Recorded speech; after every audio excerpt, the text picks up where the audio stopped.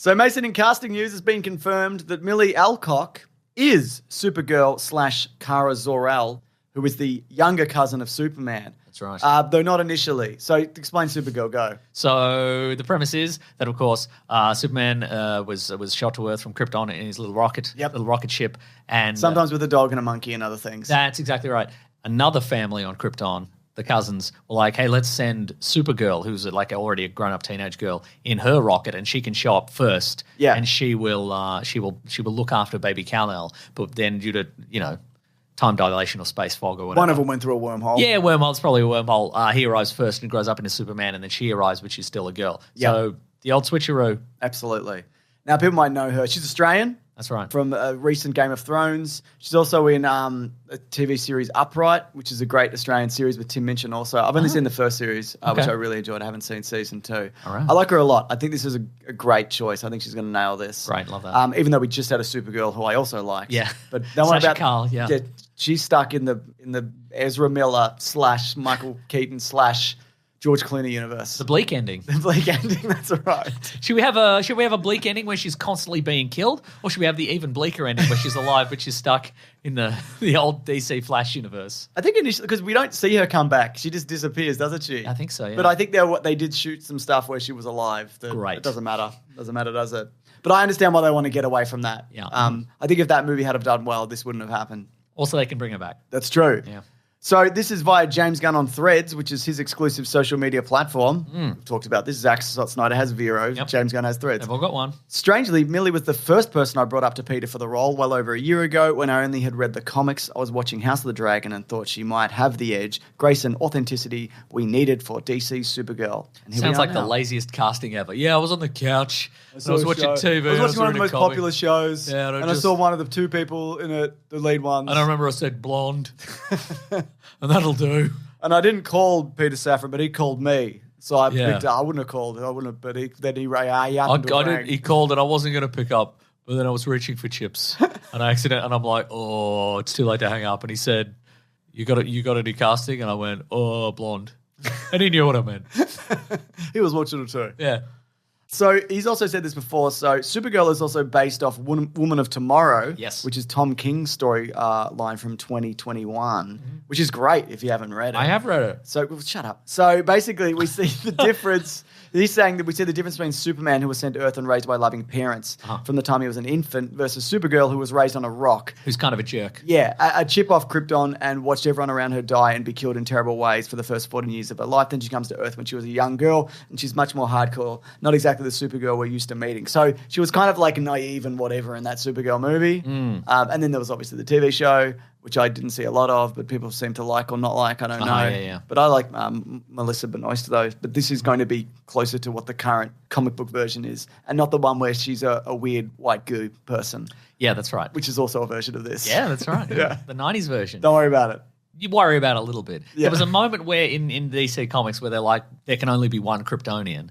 But then they were like, yeah, but we like all the other Kryptonians, but we just said there won't because it's too complicated. If there's an entire city of other Kryptonians, they could just show up and solve everybody's problems immediately. So we can't do that, but we would like to have a Supergirl. Yeah. So what if she was goo? What if she was goo? You know? She's a goo woman. Super goo. She's also more kind of like space savvy than Superman is, initially at least, because she spent a lot of time just milling about. Spacing around, yeah. Anyways, spending a lot of time doing a thing. Suicide. Oh no!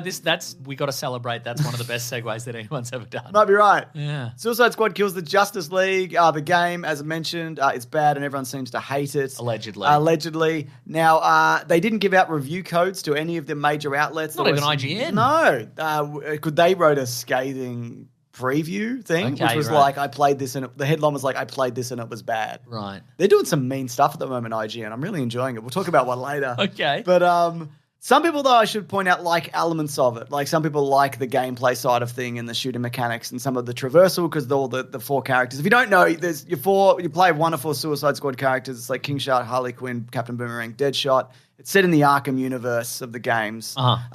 The Justice League turn bad and you're task forced with killing Well, them. they're mind controlled by Brainiac. Yes. They don't just turn bad on their own. No, but the things that people have been saying... None of them are like, hey, wait a second, we've got all kinds of crazy superpowers. We should rob banks. Let's shoot lasers at everyone. Let's do it. Let's do it.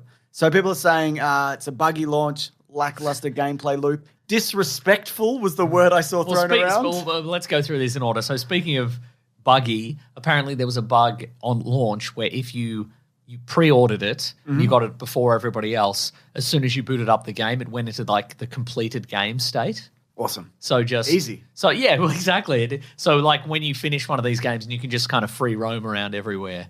You just got that. Yeah. So that's cool. So everybody who paid extra to play it earlier. Got to see the ending. Just got to see that's great. Yeah. Some people are like saying some of the story elements are good in themselves, like the interactions between the different characters. Well, I've seen some cutscenes, and I've seen some cutscenes, and I think it's pretty funny. Yeah. There's a moment where there was a particular cutscene where Deadshot he's about to take a shot at the Flash, and he's having an argument with Boomerang, who's like, why don't you just post him the bullet? He's the Flash, whatever. And Deadshot's like, no, I got this. And he shoots the round at him. And then you just see Flash is like zip around behind him. And he's like, why didn't you just mail me the bullet? And Boomerang's like, yeah. And I like the fact that they clearly know each other. Yeah. And also he said post because he's Australian. He's Australian. Yeah. And there's the little details.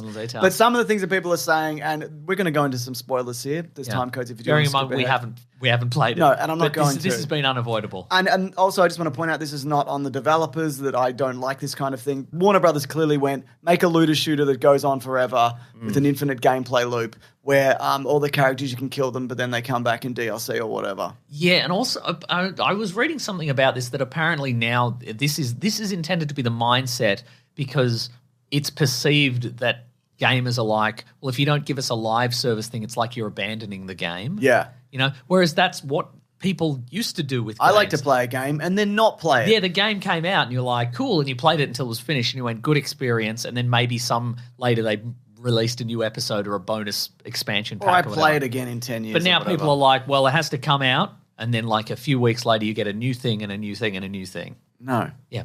I don't want that ever. I don't want it, but some people do apparently. I don't know if they do. Depending on what it is, I guess. Yeah. I think there's games that are built specifically for that, like your Fortnites.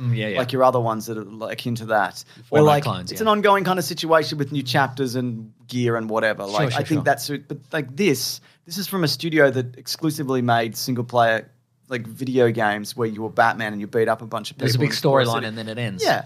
And then this is like what they did here when they could have just made a Superman game or even a Suicide Squad game, but a good one that people liked. So like all the old games they made that people liked. Exactly. Like they could have even done it in the style of Guardians of the Galaxy where you only play as one of the characters, but there's a storyline that you go through and whatever, and you speak to your teamates and whatever. Sure. Like that would have been infinitely better than this and also easier to make. Yeah.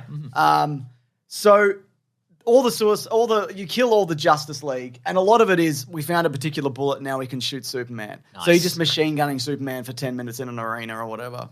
Sure. Batman, Kevin Conroy's Batman, is shot in the head by Harley Quinn.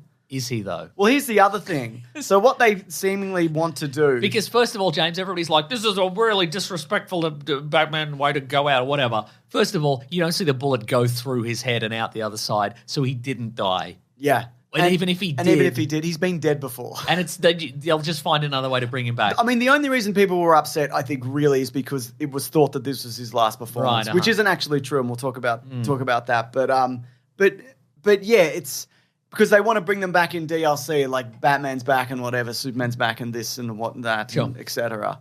Which who knows how much of that is actually going to come out because this is not doing particularly well. Sure. So.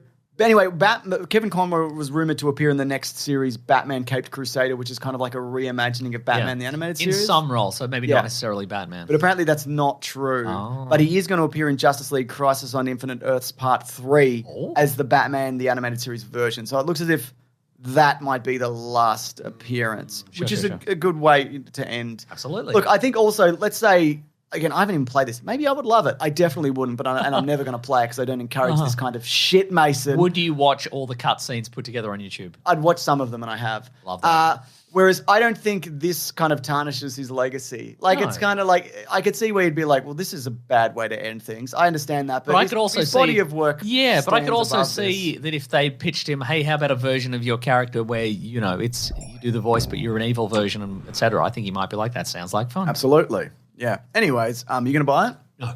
Because it doesn't look good? And I don't have a PS5. Oh. But if you did? Probably not. Wow, incredible. Yeah. You heard it here first.